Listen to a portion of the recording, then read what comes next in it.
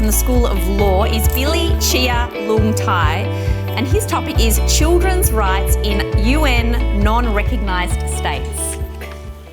We all know the world is divided into countries, with the United Nations acting as this global governing body, as well as the main protector of our human rights.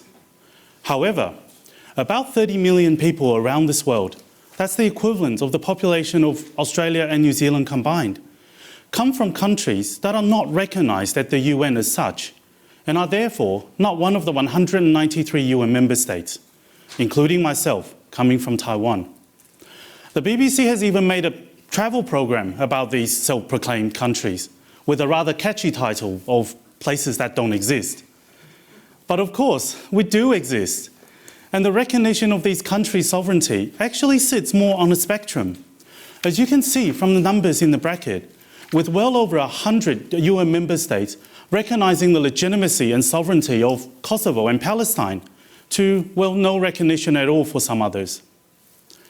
My research looks at how human rights, and more specifically children's rights, are implemented and realised or violated in these self-proclaimed states.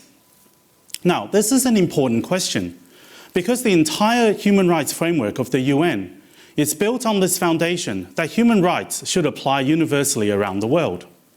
This is especially so in the case of the Convention on the Rights of the Child, being the most ratified human rights treaties currently in existence. But how can a human rights treaty be truly universal if non-UN member states are by and large not allowed to engage with it or to be party to it? My research looks at 3 of these self-proclaimed states. Through interviewing key government and non-government actors, I will find out how this lack of UN engagement impacts on the ability of these governments to implement and realise children's rights. On the one hand, maybe this lack of engagement doesn't matter that much at all. The government of Taiwan, for example, after its repeated attempt to ratify the treaty is rejected by the UN, it, in essence, done it alone and incorporated the treaty into its own domestic law for implementation.